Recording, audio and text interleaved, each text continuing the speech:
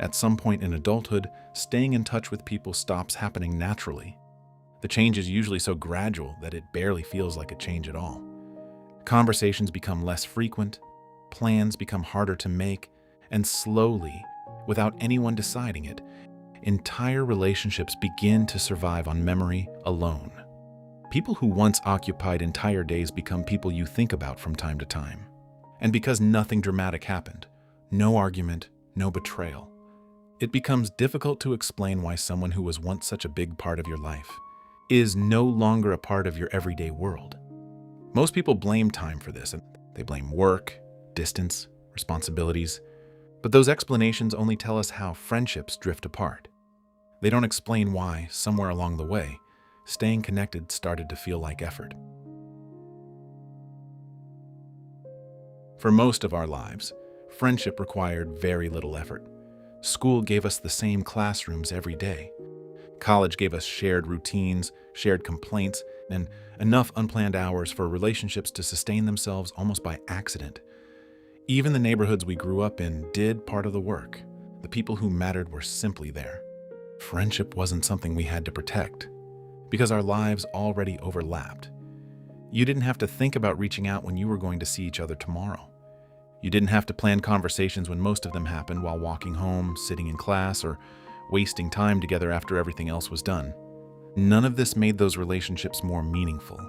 It simply made them easier. And adulthood doesn't remove the need for friendship. It removes the structures that once sustained it.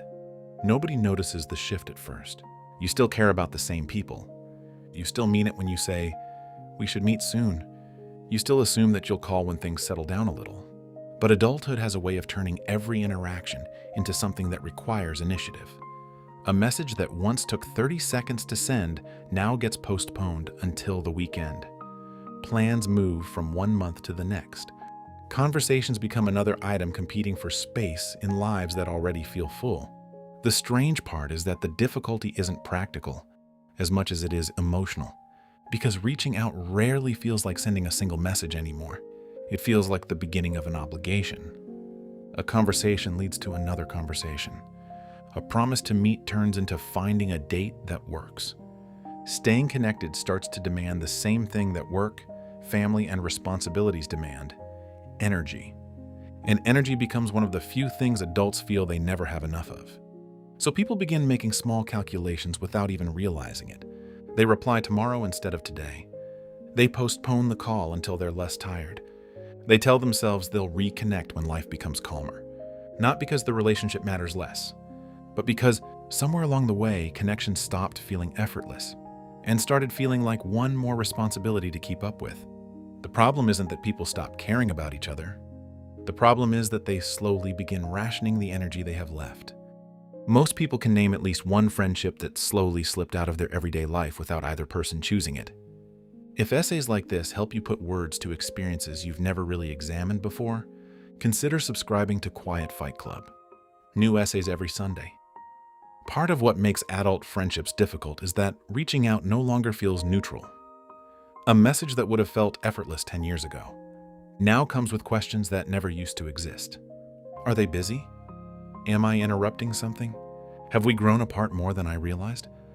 Why am I always the one starting the conversation?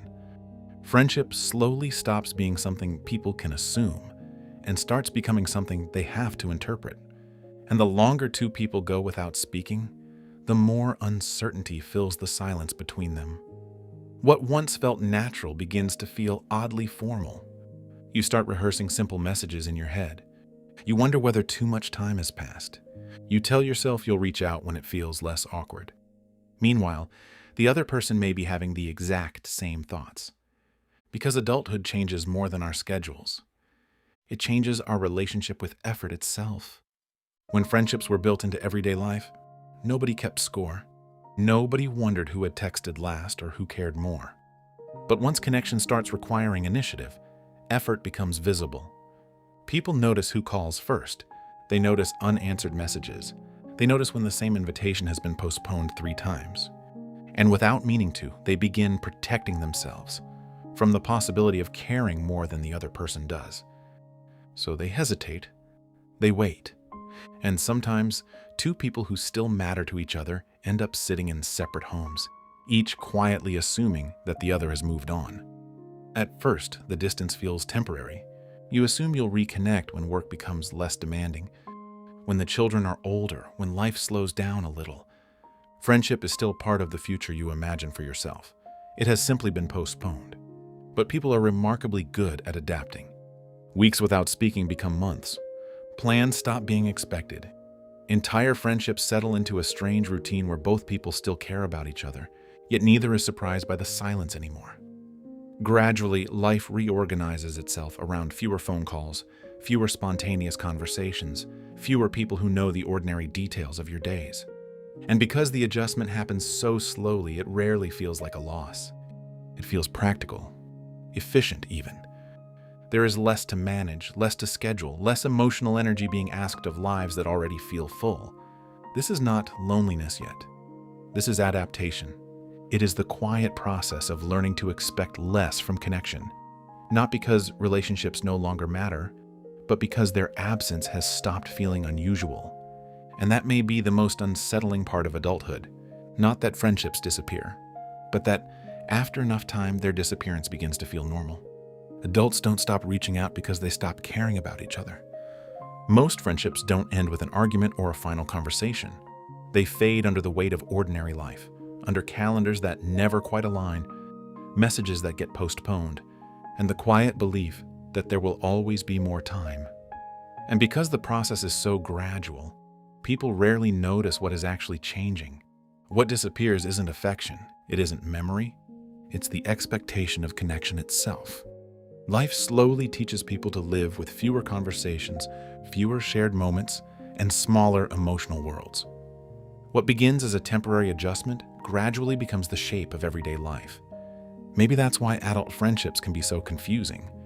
Not because people stop mattering to us, but because somewhere along the way, staying connected stopped being something that happened naturally and became something we had to choose.